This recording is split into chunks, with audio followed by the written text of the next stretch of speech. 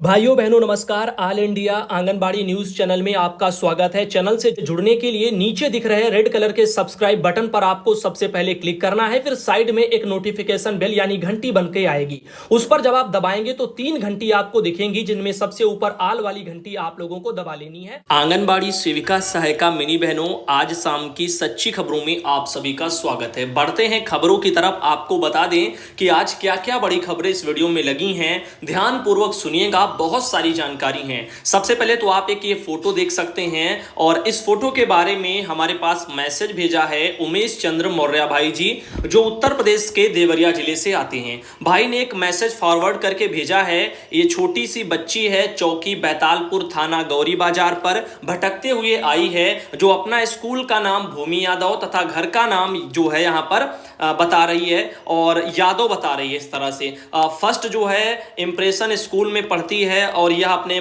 जो है पिता का नाम मुकेश यादव तथा बाबा का नाम जयप्रकाश यादव बता रही है। अपने गांव का नाम नहीं बता पा रही है। कृपया आप लोगों से निवेदन है कि इस बच्ची के बारे में अपने गांव और आसपास के लोगों से संपर्क करके पहचान कराने में मदद करें। अगर किसी को पता चलता है, अगर कोई पहचानता है तो आप जो है ऑल इंडिया को सूचित कर सकते हैं और बाकी आगे जो है संपर्क करके इसको वहीं तक पहुंचा दिया जाएगा। और चलते हैं आगे और आपको बताना चाहेंगे एक और खबर है। संगीता देवी बहन जो आती हैं देवरिया से, और संगीता बहन ने की फोटो भेजी है और इसमें लिखा है कि माधुरी देवी डुमरी रामपुर कारखाना से गायब हैं। जिस किसी को इनके बारे में सूचना मिले और इस नंबर पर सूचित करें। तो यहां पर आप हमें अवगत करा सकते हैं। वहीं पर इन्होंने ये नहीं बताया है कब गायब हुई हैं, कहां से गायब हुई हैं। काफी जानकारी नहीं आई है। फॉरवर्ड करके आधी अधूरी जानकारी वायरल हो रही है। वहीं पर आपको बता दें एक मैसेज हमारे पास आया है। इस मैसेज में लिखा है, हेलो भैया, मैं आंगनबाड़ी ब्लॉक रामपुर मथुरा से हूं और भाई पोषण ट्रैकर ऐप पर सूखा राशन कैसे जो है दिखाया जाए, प्लीज आप इसका एक वीडियो बनाएं। और जो है सूखा राशन वितरण से पहले आपको ध्यान देने की जरूरत है कि आपके लाभार्थियों का वेरिफिकेशन होना चाहिए, वो वेरीफाई होने चाहिए। कहने का तात्पर्य है आधार और मोबाइल नंबर उसमें वेरीफाई जब आप कर लेंगे तभी आप जो है राशन वितरण कर पाएंगी। तो सबसे पहले उस समस्या से निपटिए। उसके लिए मैंने पहले बताया है कि लाभार्थी को डिलीट करना होगा, नए सिरे से फीडिंग करनी होगी। अब यहां पर देखिए सुमन बहन आती हैं बुलंदशहर से और उन्होंने कहा, सुधांशु भैया नमस्ते, जब हम नए लाभार्थी की फीडिंग करते हैं तो पुराने को डिलीट करके ही होती है और डिलीट जो है करते हैं तो बहुत ही देर से डिलीट होता है। 6 माह से 3 वर्ष और 3 से 6 वर्ष के फीडिंग के लिए बच्चों का आधार ही जो यहां पर मानता है, उसके बाद ही वेरीफाई हो रहा है। और भाई कोई और उपाय हो तो आप बताएं। तो इस तरह से उन्होंने कहा। तो आधार में बच्चे का नहीं बना है तो माता का डाल सकती हैं, माता का भी नहीं बना है तो जो है आप उनके पिता का या घर में किसी गार्जियंस का डाल सकती हैं। 3 ऑप्शन आपको मिल जाते हैं। ऊपर के जो 2 हैं बच्चे का और माता का, उसमें आप अगर हाँ वाले ऑप्शन में यस वाले पर टिक कर देंगी तो वो दोनों ऑप्शन लॉक हो जाएंगे और नीचे तीसरा जो आपके पिता का यानी पिता का और गार्जियंस का जो ऑप्शन है वो खुल जाएगा, उसको आप भर दें। वहीं पर आप देखिएगा रीता कुमारी बहन आती हैं बिहार से और यहां पर बिहार से उन्होंने जो है एक जानकारी भेजी है, रिकॉर्ड सफलतापूर्वक बनाया गया। तो ये देखिएगा यहां पर रविवार 5 जून को उन्होंने अपना आंगनबाड़ी केंद्र पर बच्चों का जो भी है ये देखिए ऊंचाई और वजन वगैरह भरा होगा, लंबाई ऊंचाई, तो वही सब जो उन्होंने किया होगा और ये हो गया है। साथ ही साथ सविता तिवारी बहन आती हैं अंबेडकर नगर से और बहन का कहना है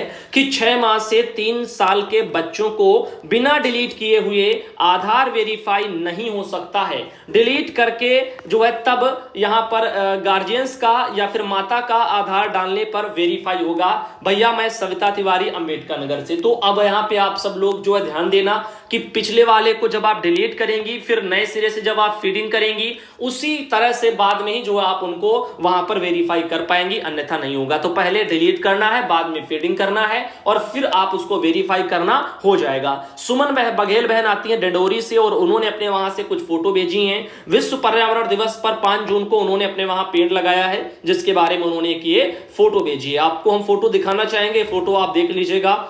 साथ ही साथ यहां पर विमलेश तिवारी बहन आती हैं झांसी से और बहन का एक सवाल है। उनका कहना है, सुधांशु भाई नमस्कार, मैं विमलेश तिवारी झांसी बबीना आंगनबाड़ी, मेरे यहाँ 23/11/2000 को गेहूं और चावल एक बार जो है यहाँ पर आया तो 2000 को समझ में नहीं आया, 23/11/2000 को, 2000 तो हो गया बहुत पीछे भाई, 22 साल पहले की आप बात कर रही हैं क्या?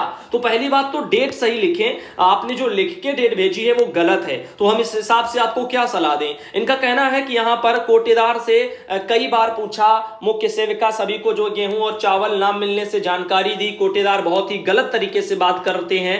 तो देखो इस तरह की कोई समस्याएं हैं, आपको अपने ऊपर जो है उच्च अधिकारियों को शिकायत करनी चाहिए। सुपरवाइजर कुछ नहीं कर पा रही हैं तो सीडीपीओ को करो, सीडीपीओ नहीं कर पा रहे हैं तो डीपीओ को करो, डीपीओ के बस का नहीं है तो आप डीएम से करो। अब डीएम से भी अगर नहीं होगा तो फिर किससे होगा भाई? तो जिले में मुखिया है डीएम, आप उनसे शिकायत करिए लिखित में और वो अपना जांच बैठाएंगे। इस तरह से अगर कोई आपके वहां कोटेदार परेशान कर रहे होंगे तो उन पर भी जांच बैठेगी। अब इधर आप देख सकते हैं एक और हमारे पास मैसेज आया जिसमें लिखा है आंगनबाड़ी, यहां पर अराजनीपुर कुछ लिखा है, अवतारी देवी, और इनका जो यहां पर जो कि बस्ती से आती हैं, इनका आज देहांत हो गया है शाम 8 बजे। तो इस तरह से हमारे पास ये जो है दुखद संदेश आया है ऑल इंडिया के लिए। तो आप सब भाई बहन जो है इनकी आत्मा की शांति के लिए ओम शांति कमेंट बॉक्स में जरूर लिखना। इनके अलावा शीला मिश्रा बहन है जो कि बाराबंकी से आती हैं और यहां पर बहन का कहना है कि सुधांशु भाई आप सदैव प्रसन्न रहें भाई, इस समय लाभार्थी वेरिफिकेशन का कार्य चल रहा है, माँ पापा दोनों का ही आधार लगा करके देखा है,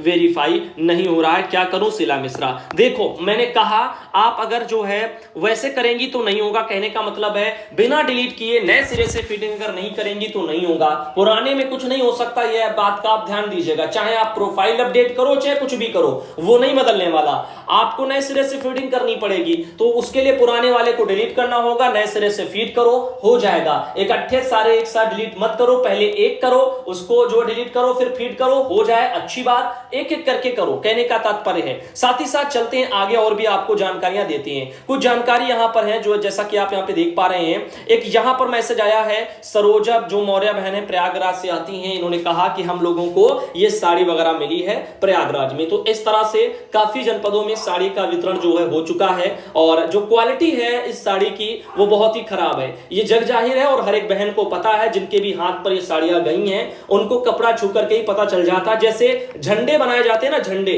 तो इतना जो है वैसा कपड़ा इसमें लगा हुआ है, इधर उधर जो है कुछ भी दम नहीं है कपड़े में, बिल्कुल जाली जैसा है, बस जैसे मच्छरदानी आप जो है लगाते हैं सेम टू सेम वैसे ही लगता है, बस इसमें कलर हो गया हल्का, बस क्वालिटी उससे जो है 19 है, बाकी कुछ भी नहीं। तो यहां पर पता नहीं क्यों विभाग इस बारे में जो है ध्यान नहीं दे रहा है, चाहिए था पहले की तरह जो है पैसे दिए जाते, बहनें अपने घर से भी जो है चाहे डाल लेती पैसे और अच्छी साड़ी खरीदती। तो इस हिसाब से आगे देखिएगा यहां पर एक ये जानकारी आई है, भैया जी नमस्ते, पोस्टल ट्रैकर पर न्यू रजिस्ट्रेशन नहीं खुल रहा है और इसके लिए क्या करें? तो देखो कैसे जो है पोस्टल ट्रैकर पर नए तरीके से अब रजिस्ट्रेशन होते हैं वो हम पिछले वीडियो में बता चुके हैं, उम्मीद है आप लोगों ने वीडियो देखा होगा, शायद इन्होंने नहीं देखा है तभी इनका ऐसा सवाल है, अगर देखा होता तो इनको भी पता होता। तो आप जो है कल और परसों के सभी वीडियो को चेक कीजिएगा और देखिएगा, आपको समस्या का समाधान जो है मिल जाएगा। तो उसमें मैंने बताया है कैसे जो है नए लाभार्थियों को अब जोड़ना होता है, प्लस का निशान आता है, उस प्लस वाले निशान पर आप क्लिक करेंगे तो सभी लाभार्थी मॉड्यूल खुल के आ जाएंगे। जिस भी लाभार्थी जो है वर्ग में आपको फीडिंग चाहिए आप उस पर क्लिक करना और उसमें आपकी फीडिंग शुरू होगी।